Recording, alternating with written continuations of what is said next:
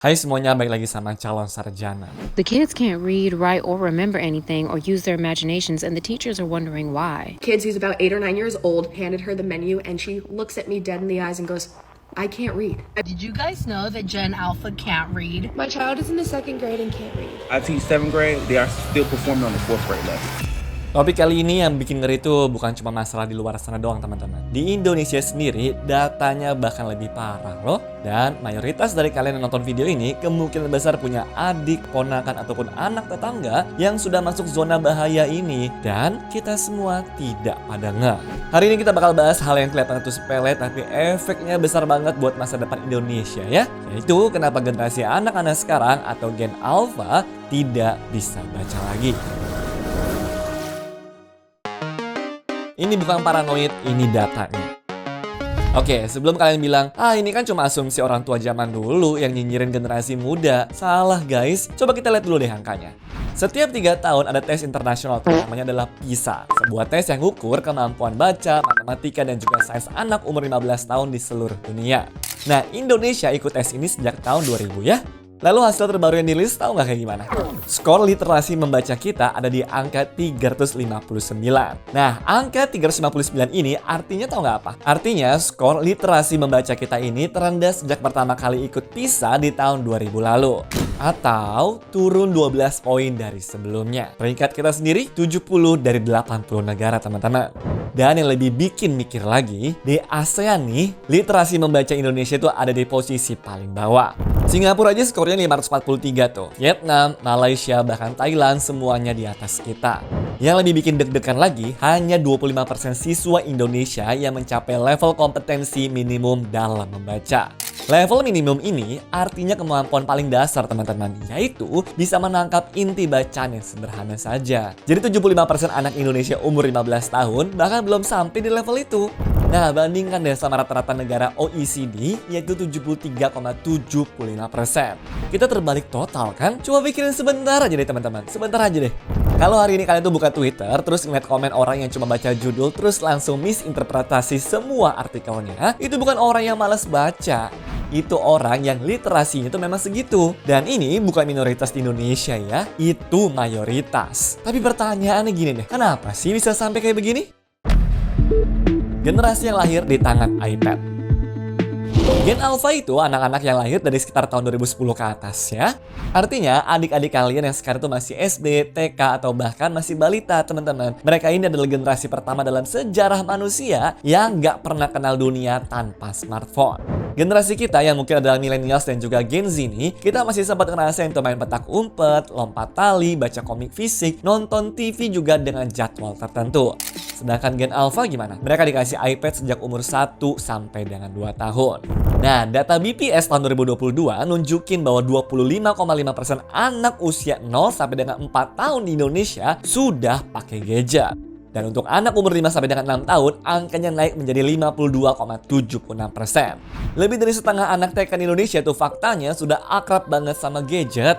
Nah, tapi masalahnya bukan di gadgetnya ya. Masalahnya di apa yang mereka tonton. Coba kalian buka YouTube sekarang deh teman-teman. Terus ketik CoComelon. Habis itu tonton deh 10 detik. Warna-warnanya super terang, musiknya cepet, perpindahan scene-nya juga setiap 2 sampai dengan 3 detik kali kan? Sekarang bandingkan deh sama buku cerita anak zaman dulu, contohnya nih seperti Si Kancil, Malin Kundang, ataupun Timun Mas. Kita tuh bacanya butuh fokus kan? Butuh imajinasi juga, sampai butuh kesabaran. Nah, otak anak balita yang setiap hari dicekokin konten berkecepatan CoComelon, ketika disuruh fokus baca satu paragraf buku, ya otaknya tuh nggak kuat. Bukan karena dia bodoh, ya karena otak tuh memang nggak pernah dilatih untuk fokus lama. Penelitian Pediatric Academic Societies menunjukkan tuh bahwa setiap tambahan 30 menit screen time per hari pada balita, resiko keterlambatan bicara ekspresifnya naik 49%. Iya, 49% dan itu setiap 30 menit. Jadi, waktu kalian nih ngeliat tante-tante di mall tuh nyuapin anaknya sambil ngasih handphone biar anteng, itu bukan cuma parenting shortcut yang gak enak dilihat ya. Itu literally teman-teman merusak kemampuan anak itu untuk ngomong, untuk fokus dan juga nantinya untuk membaca. Tapi inilah bagian yang bikin gue tuh mikir berhari-hari setelah riset soal topik ini. Kita itu sekarang hidup di era di mana anak-anak Gen Alpha sebenarnya membaca lebih banyak kata per hari dibandingkan generasi manapun deh dalam sejarah umat manusia. Seriusan, mereka tuh baca caption TikTok, baca komen Instagram, baca subtitle YouTube, baca notif WhatsApp, baca chat DM juga. Secara teknis, mata mereka tuh setiap hari membaca ribuan kata. Nah, kalau paparan kata saja cukup untuk bikin orang literate, harusnya Gen Alpha ini jadi generasi paling literate yang pernah ada dong. Tapi kenyataannya justru kebalikannya tuh. Kenapa? Karena membaca kata itu berbeda sama berpikir lewat kata. Ada istilah yang dipakai sama neuroscientist namanya adalah deep reading, yaitu membaca dalam. Itu adalah kemampuan otak buat ngikutin satu ide yang panjang, lalu nge-hold informasi di kepala, kemudian bikin koneksi antar konsep, terus sampai di satu pemahaman yang utuh juga. Nah, membaca buku, baca artikel panjang, baca esai, itu latihan deep reading, teman-teman. Tapi scroll TikTok ataupun baca caption Instagram itu namanya adalah shallow reading alias membaca permukaan. Otaknya jadi cuma nangkap informasi sekilas doang tuh, lalu dapat dopamine hit, terus lompat ke konten berikutnya. Gak ada koneksi yang dalam tuh, teman-teman. Gak ada juga pemahaman yang utuh ya. Nah, otak yang setiap hari cuma dilatih shallow reading ini, dan waktu disuruh untuk deep reading, ya dia tuh gak bisa. Kayak otot yang gak pernah dipakai buat angkat beban aja nih, teman-teman. Pas tiba-tiba disuruh buat angkat, ya otomatis kolaps kan? Nah, ini bukan masalah kecil, karena deep reading itu bukan cuma soal baca buku. Itu fondasi untuk berpikir kritis, untuk membedakan berita yang mana benar dan juga mana yang hoax, lalu untuk bisa mengerti konteks dan juga untuk punya empati. Anak-anak yang gak pernah latihan deep reading, kemungkinan besar sih ya jadi orang dewasa yang gampang kena manipulasi, gampang percaya hoax, atau bahkan gampang dicolok emosinya sama konten provokasi. Pandemi nge-accelerate semuanya. Di Indonesia ini makin diperparah lagi teman-teman sama pandemi. Sekolah kita tutup selama hampir 24 bulan. Bayangin deh, hampir 2 tahun anak-anak SD yang seharusnya lagi belajar membaca, malah belajar tuh dari Zoom, dari WhatsApp group, atau bahkan dari YouTube yang dikirim sama gurunya. Gua bahkan pernah nonton loh video guru SD yang cerita tuh, muridnya yang sekarang sudah kelas 5 SD masih banyak banget yang belum bisa baca dengan benar. Saat sidak ke salah satu sekolah, ada beberapa siswa yang tidak bisa membaca dan ditemukan saat Bupati mencoba satu persatu sejumlah murid untuk membaca buku. Namun ternyata ada beberapa murid yang tidak bisa membaca. Di kampung kami di Aceh Besar ini minim anak-anak, kebanyakan anak sampai kelas 5 belum bisa membaca. Tahu gak kenapa alasan? Karena waktu kelas 1 SD, fase paling penting buat belajar huruf dan juga suku kata, ya mereka tuh lagi pandemi. Gak ada guru yang mantau langsung, gak ada juga teman yang bikin kompetisi buat belajar, dan gak ada kegiatan bareng yang bikin anak-anak termotivasi. Kepala Badan Standar Kurikulum Kemendikbudristek sendiri sudah mengaku tuh kalau hasil PISA 2022 yang jelek ini adalah cerminan dampak pandemi yang bikin learning loss besar-besaran. Tapi masalahnya, pandemi itu sudah hampir 4 tahun berlalu teman-teman. Kenapa sampai sekarang belum pulih sih? Jawabannya karena kita tuh nggak pernah bener-bener balik pola lama. Habit iPad yang dibentuk selama pandemi yang nggak pernah dipatahkan tuh. Anak-anak yang dulu dikasih handphone biar anteng belajar online, sekarang sudah adiksi full sama handphonenya. Ortu nih yang dulu tuh terpaksa pakai gadget buat babysit anak mereka, sekarang nggak tahu caranya berhenti itu seperti apa. Pandemi itu cuma akselerator dari masalah yang sudah ada ya. Dan kita ini sebagai masyarakat tuh nggak pernah bener-bener sadar untuk ngeremnya. AI yang bikin keadaan makin seru. Nah sekarang tambah lagi nih satu variabel baru teman-teman, yaitu AI. ChatGPT baru muncul di akhir tahun 2022 kan? Dan sekarang di tahun 2026 hampir deh setiap anak SMA dan juga kuliahan mereka tuh pakai ChatGPT ataupun AI lainnya nih buat ngerjain tugas. Dan makin ke bawah yang kelas SMP bahkan SD sudah mulai kenal AI juga. Anak SD kelas 6 sekarang bisa suruh ChatGPT bikinin esai tentang liburan bersama keluarga dalam waktu 30 detik doang loh. Di satu sisi sih AI ini memang alat yang keren banget. Gue sendiri juga pakai, lo semua juga mungkin pada pakai kan? Tapi ada studi dari MIT teman-teman yang bikin gue pause sejenak nih. Studi itu soalnya mengetes 3 kelompok orang yang menulis esai. Nah, kelompok pertama nulis sendiri pakai otak tuh. Kelompok kedua pakai Google Search dan juga kelompok ketiga pakai ChatGPT. Hasilnya tau gak apa? Kelompok ChatGPT secara kognitif nih paling lemah. Brain scan mereka nunjukin aktivitas otak yang paling rendah juga. Dan yang paling mengkhawatirkan di saat mereka tuh disuruh buat ingat satu kutipan saja dari esai baru mereka tulis sendiri, mereka nggak bisa inget teman-teman. Kenapa? Karena otak mereka nggak pernah benar-benar memproses konten itu. Bayangin teman-teman, kalian tuh nulis esai loh, tapi otaknya tuh nggak bisa nyimpen apapun. Gimana tuh kan anehnya? Kalian juga cuma jadinya nih perantara antara AI dan juga sebuah kertas doang. Sekarang bayangin deh, anak-anak SD di Indonesia yang literasi dasarnya aja tuh sudah di bawah level minimum tadi. Terus mereka dikasih lah akses ChatGPT untuk tugas sekolah ataupun untuk jawab pertanyaan dan juga untuk nulis tuh. Apa teman-teman yang bakal mereka kembangkan? Kemampuan berpikir atau kemampuan copy paste jawabannya tuh?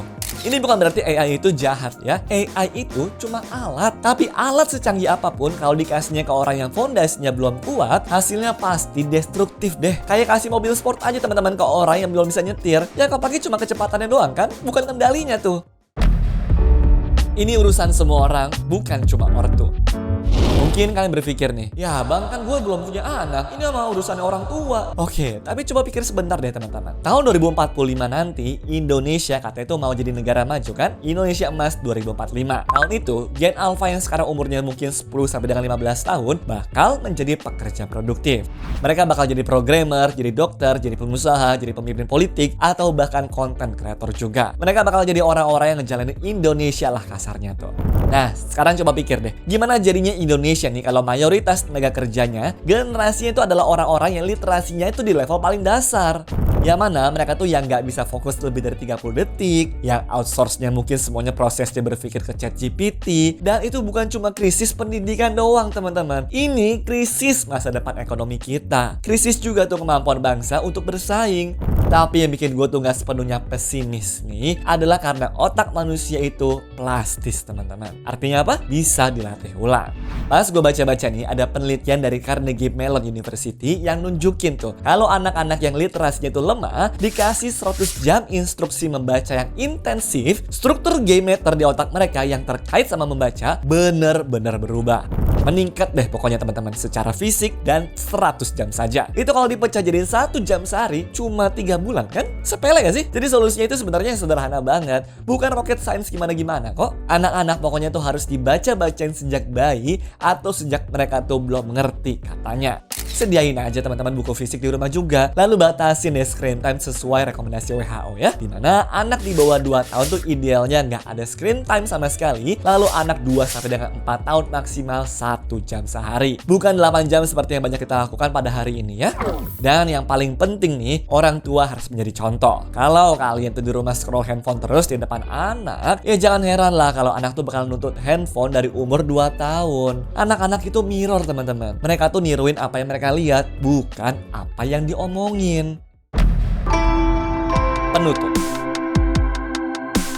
Jadi balik lagi ke pertanyaan awal. Kenapa Gen Alpha nggak bisa baca lagi sih? Jawabannya kompleks ya. Pandemi yang ninggalin luka besar mungkin. Gadget yang masuk ke tangan anak-anak sebelum mereka tuh bisa ngomong. Algoritma media sosial yang didesain buat bikin adiksi. Orang tua yang capek-capek dan juga butuh obat penenang buat anak mereka. Sekolah yang nggak siap dengan era digital. Dan sekarang AI itu yang ngasih shortcut ke semua tugas yang seharusnya dikerjain sendiri. Ini bukan masalah yang bisa diselesaikan dengan satu solusi ya.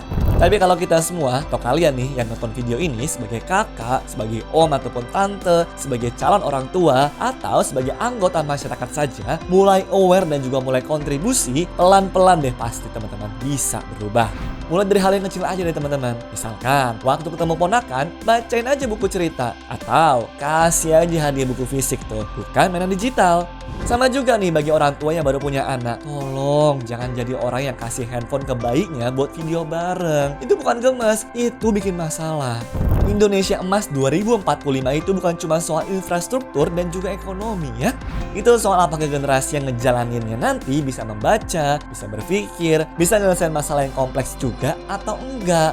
Dan hari ini data menunjukkan kalau kita lagi tidak on track teman-teman. Kalau menurut kalian gimana nih? Adik, keponakan ataupun anak tetangga kalian ada tanda-tanda seperti yang dibahas di video ini nggak? Share di kolom komentar cerita teman-teman. Dan seperti luar biasanya kalau video ini useful buat teman-teman, jangan lupa kasih likes-nya dong, subscribe juga dan share ke teman-teman kalian yang perlu dengar ini ya. Sampai jumpa lagi di video-video berikutnya teman-teman. Bye-bye. Anyways, cukup sampai di sini ya guys video hari ini. Sampai jumpa di video selanjutnya. Dah.